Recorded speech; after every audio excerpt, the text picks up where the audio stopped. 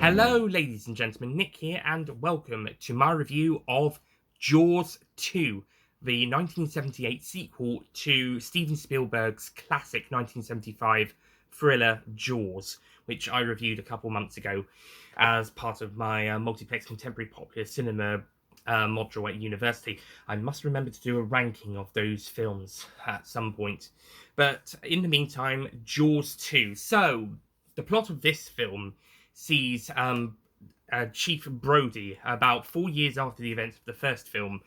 Um, he soon starts to discover a couple people going missing, and eventually it starts to become obvious to him that another great white shark, is attacking Amity Island, as the film is set at Amity Island, again, as mentioned, 4 years after the events of the previous film. So Brody has to try and protect Amity Island and the residents from the great white shark, and try and stop its murderous rampage. Basically, just like the first film, except he doesn't really go out in a ship with another two guys to try and hunt the shark. It's more of a most of it's set on the island, or when it is on the sea, there isn't as much of it with Brody, and there's a couple more characters across a couple more boats, and there's a bit more of a kill count in this film. In the first film, there was about 3 people killed by the shark. Yeah, 3 people and a dog were killed by the shark before Brody and the other 2 main characters of that film went out to hunt the shark. And I think the grand total of kill count by the shark was about 5, give or take, including one of the main characters towards the end of the film. Spoiler alert, you can check out the original review, or better still, the original film, to find out more. But in this film, there is a bigger kill count, and I kind of respect that, this film, for going further with killing off a few more people, at least around a similar numbers to the first film. But it feels like there's a bigger kill count in this film compared to the first film, and there's a bigger attack rate compared to the first film, or at least maybe not by much, but a slightly bigger one. And I respect this film for being a bit more daring to kill off a few more people, to have a few more attacks. I won't say this film is a complete shot-for-shot remake of the first film. It's not doing everything exactly the same. Thank goodness. There is quite a few of new stuff it's doing. There's a couple new angles. There's a couple of stuff that is similar to the first film, but it doesn't do it in the exact same way. For instance, there isn't 3 main characters who go off in a boat to hunt the shark for half the film. Thank goodness, we don't want a copycat of the first film. We want something a bit different. Maybe taking some elements of the first film that worked and trying them again, but without having to be a complete copy and paste. I won't say this film is better than the first film. I think the first film is definitely better than this one. I haven't seen the third and fourth films just yet at time recording, but from what I've heard, this one's probably going to turn out to be the best of the sequels. I'll confirm that, or confirm what it is the best sequel when we get to the fourth film's review and the ranking. But in terms of this film, I think this is a pretty good standalone film. I think it's pretty good. I don't think it's perfect. It's not like the first film, but I think there's quite a lot of good stuff in here. Starting off, I think, as I mentioned, there's a bit of a bigger kill count, and there's a bit more shocks and scares, and the tension is handled really well in places. It's not perfect. It's not done as good as Spielberg, obviously, but it's still a really great, tense and shocking film. And there's a bit more of action in the film later on. It starts off a bit calmly earlier on in the film. After the first attack, there's 2 divers get killed by the shark in the first couple minutes. But then we got this calm bit with people on Amity Island just doing everyday life, and then we see the shark in the water again, and we know shit's going down, just like we saw in the first couple minutes. And throughout the film, we got some really great moments where the shark will attack people, and people don't seem to notice that it's a shark straight away. But eventually, during the film, they will start to understand it is a shark. That does bring me to a big criticism of this film, though, is that in spite of what they learnt from the first time round, the mayor and people of Amity Island don't seem to be ready to agree to listen to Brody when he starts to fear that another shark is in the water. So if Brody says that he thinks there's a shark in the water, they need to be cautious, just to be on the safe side. But they don't seem to want to do anything. Again, just like in the first film. In the first film, I can understand where they're coming from, but the second film, they should know by now. They should have learned their lesson from the first film. even if it was a false alarm, they should still have some sort of precaution or be ready. I'm kind of glad the third film actually doesn't stick on Amity Island and have some of the same characters, as it probably would be a repeat of what happened in the second film, except the characters would be even dumber, as they wouldn't be listening to the main character for the third time. That would be really silly. So I'm kind of glad the third film takes stuff away from Amity Island just for a bit. But that's for next time. I also say we spend quite a lot of time with some teenagers, including Brody's son Michael. And whilst I don't really mind that, we do focus on a couple of characters that we don't really get to know that often. It is sad when we see one or two of them get eaten by the shark, and of course, just like every other victim, obviously, unless it's a character for someone he doesn't like, of course. But yeah, I don't think we needed to spend as much time focused on the teenagers as much, especially as the climax sort of focuses on them and the shark coming to attack their sailing ships. So unless you were going to develop the characters a bit more, there wasn't really much need to focus on them as much. But I'm not going to say that is a massive. That's not going to bring the film down, so to speak, underneath the water. So it's not going to bring it down too deep. It's just a little bit of a niggle, but I'm not going to outright say it ruins the film or anything. I just think maybe they could have cut down on it, or maybe developed the characters a little bit more. Similarly, we've got some business people who don't really contribute much to the film apart from the same thing that happened in the first film. They just don't believe Brody, or they don't want to believe Brody. One or the other. I don't really know what's worse, to be honest. But either way, again, going back to the point of them repeating the same mistake from the first film, but they really should know by now. But again, the whole business profit thing doesn't really get as expanded on as much. One thing this film does really right, though, is when it's focused on Brody himself, and it's the character, we're following the character personally, and it's a really good angle of showing how he's dealing with the situation and how he's following up the situation following the events of the first film, and how he's reacting to the new shark, etc., as well as how events around him and his family play about. And I think Roy Schneider does a really great job this time around. I don't know if I can say this performance is better than in the first film, but it's certainly around similar level. And considering he didn't have a very good time making this film and clashed with the director a few times, I think it's commendable how good his performance is here, as at least a performance similar to in the first film. So that it's commendable that he can do this good a performance when he's having such a bad time making this. I do like Ellen Brody having a bit more to do in this film. However, I do feel like it is a bit of a disservice to the character that the final scene we have of her is just standing out looking over to the ocean and wondering about how her husband's doing and what her sons are up to, etc. I do feel like it's a bit of a disservice to see her looking up to sea, being worried, and then that's the final stuff we'll see of her until the fourth film. So it's a bit of a service that maybe at the end she could have reunited with her family, and it would have been a bit more of a closure for the characters. I'll get onto the ending in a bit, but I think it's a bit of a disservice that she just see last shot of her, last scene of this film, and last what we see of this character until the fourth film. And he's just watching out to sea, being a bit worried. As I mentioned, the teenagers are okay, but I don't think we needed as much time spent on them unless they were going to be further developed. And this includes Michael, he's 17 in this film. I thought he was a bit younger in the first film. I thought Sean was about 3 or 4 in the first film, and Michael was a couple years older. But Sean's still about 7 or 8 here, so I'm guessing Michael's about 10 or 11 years older than him. I'm going to have to check that, considering they're both working at SeaWorld in the next film. And then Sean's a police officer is a police chief in the fourth film. I'm wondering when these films are set, because there are big gaps between them. This one's 4 years between the first film. Next one, it's got to be at least 10, maybe 10 to 15 to the next one, and then the one afterwards between the third and fourth, it's got to be around at least 5 to 10. So maybe we're going to assume the third and fourth films taking place in the 90s rather than the 80s. There isn't really many other characters I care about too much, but we do follow a couple of them, and there's some interesting moments where the shark comes up to attack a couple of people. There's this really great bit where there's a couple of divers going down.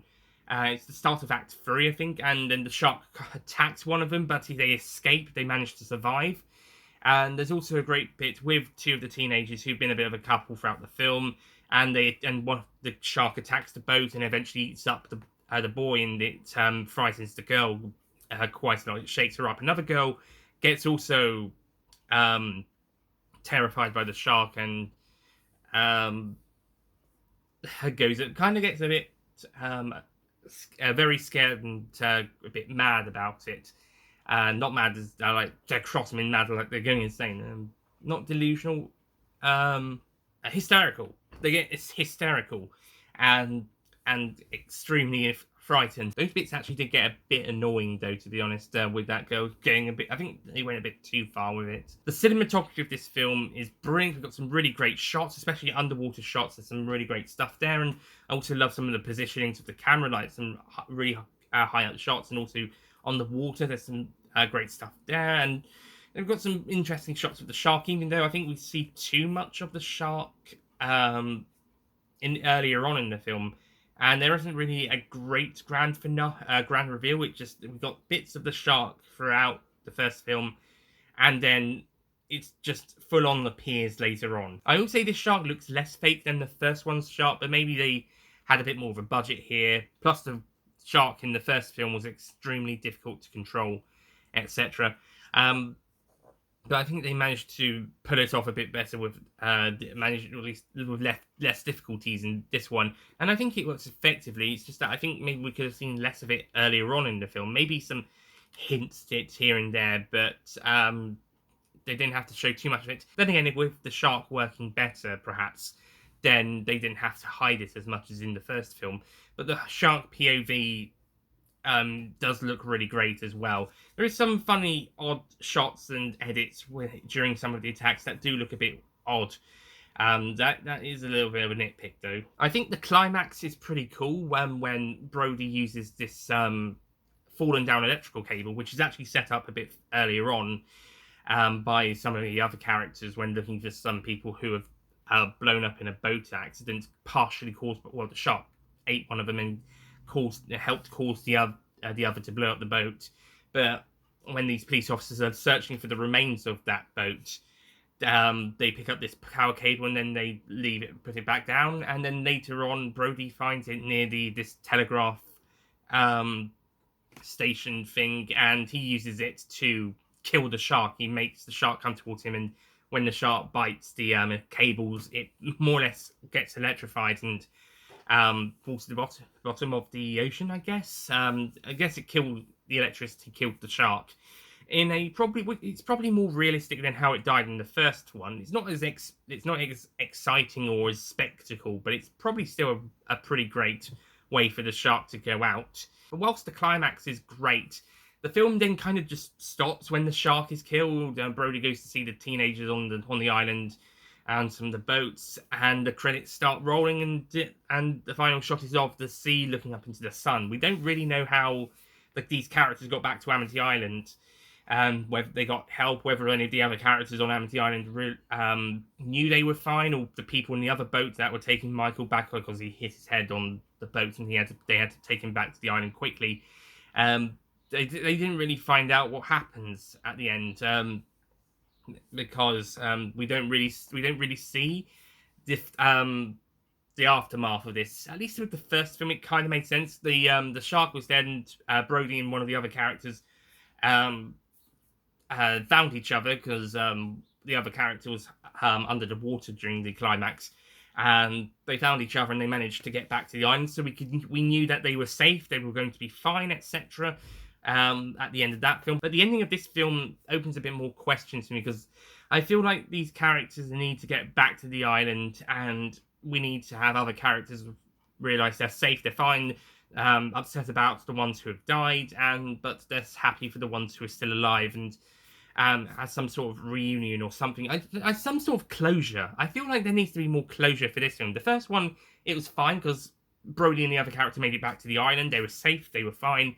Here, I think they need to, for starters, they need to get back to Amity Island. And secondly, I think there needs to be more closure for this film. The events of this film affected more people than the events of the first film, as half of that film was just three main characters, and they managed to drive the shark away from the island In this film, it stuck more closely to the island or people in their boats. So I feel like there should have been a bit more of an aftermath to the climax of this film, considering how many people were affected by the events of this one. And I feel like just because the shark's been killed doesn't mean we have to automatically stop the film. And that seems to be I really hate that with films. They just think the plot's over, finish.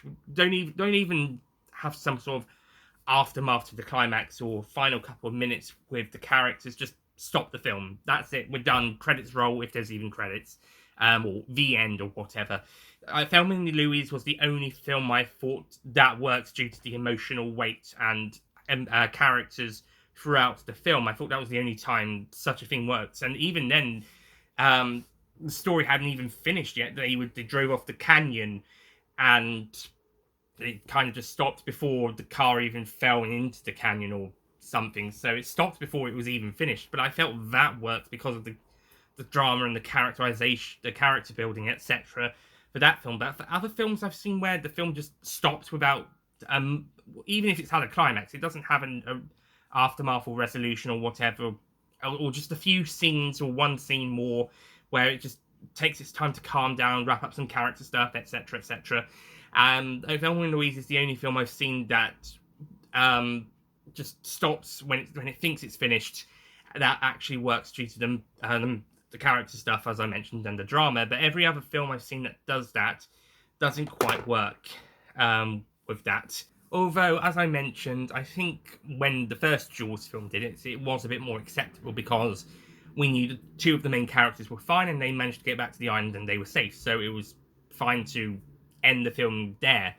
But with this one, like I said, I think we should have had a bit more closure for it. I'll wrap up the review with something positive. There's a really cool bit where the shark attacks a helicopter and brings the helicopter down. It probably eats or drowns the helicopter pilot, and it's a pretty cool scene. That's a scene that takes balls for this film. So respect for that. So ending the review on a positive note there. Overall, I think Jaws 2 is a very good sequel to the first film. It's got a couple of issues, it's got a few problems, but I still think it's a good sequel. I don't think it deserves to be slated or hated or anything.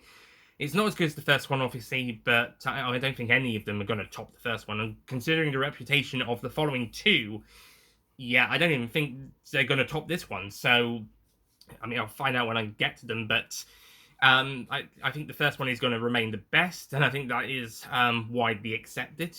But I think this one is a very good sequel. I think it works pretty well. It takes elements from the first one that worked and puts its own spin on them, as well as doing a couple of new and interesting ideas at the same time, and playing to their advantage, making it a little bit more bigger in scale, being a bit more actiony in places, but also still retaining the thriller element, and just trying to be a little bit bigger than the first one. It doesn't quite succeed, and I think the simple, smaller scale first film was probably the strongest film, obviously, as I keep mentioning. But as far as what this sequel is trying to achieve, I think it managed to achieve most of what it's set out to do. I don't think they were planning to top the first film, but I think they were planning to make the best possible sequel to it, and I think they more or less succeeded. Maybe not perfectly, but it's definitely a great sequel. Not perfect, but still really great. I will be giving Jaws 2 an 8 out of 10.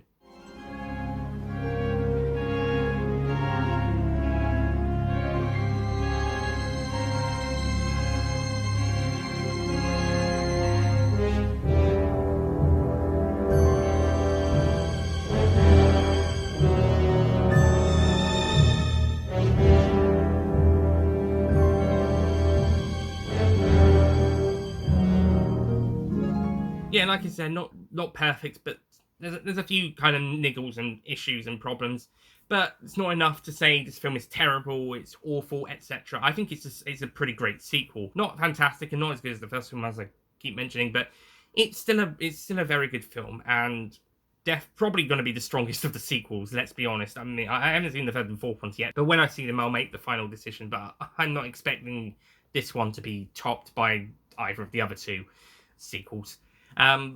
So speaking of which, next Jaws film review will be Jaws 3D. So thank you for watching my review of Jaws 2, and I'll see you guys next time. Next Jaws review, as I mentioned, is Jaws 3D, which will probably be the next review, but we'll see how it goes. Till then, thank you or whatever comes next. Thank you for watching. See you guys next time. Goodbye.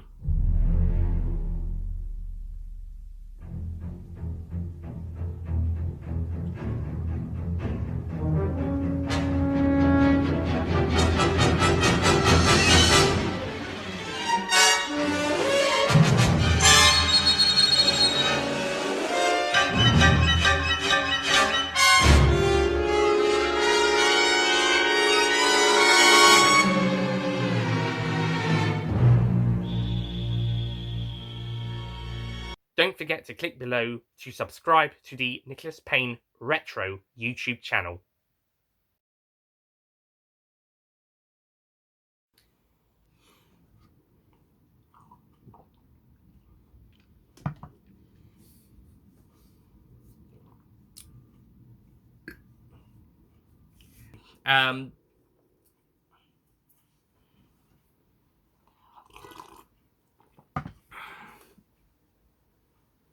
And whilst I don't really mind that initially,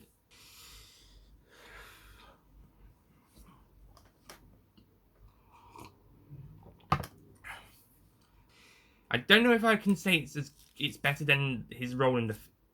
He does a really great job, and considering he had a couple of arguments with the director of the film, and he didn't have a great time with this film, then I still think he managed. Then it's a bit more of an. Then I'd say he made. And considering he didn't have a very good time making this film and had a couple of clashes with the director, I still think it's oh crap. A bit like Christopher Eccleston in Doctor Who Series 1, except Eccleston is awesome. A bit like how Christopher Eccleston was with Doctor Who Series 1, except a bit like how Christopher Eccleston was with Doctor Who Series 1, except Eccleston was fucking fantastic.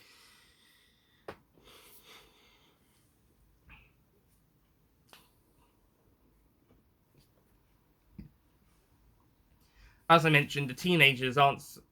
But yeah. Can't remember the exact words, but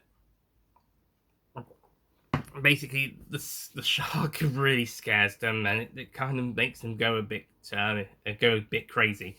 So much so that they think those maybe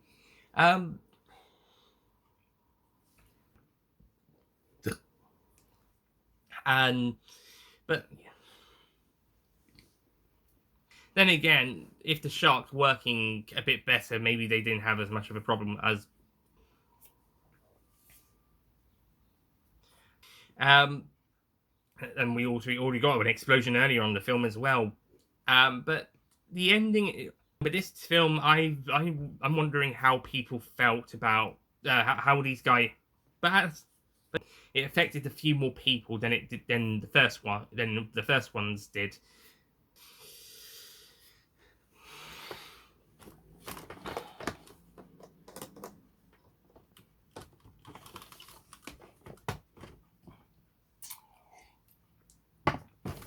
Although, like I said, I think the Jaws.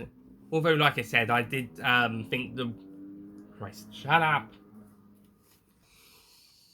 I'll wrap up this with, but it's definitely a great sequel, and I think that, yeah, as I said, but it's definitely a great sequel. Not terrible, but it's definitely not. I will be giving Jaws 2 an 8 out of 10. Not, as I mentioned, not as good as the first film, not terribly fantastic, but when I get around to them, I will make my decision of the. But once I've seen them, I will confirm whether this one's the best or worst. No,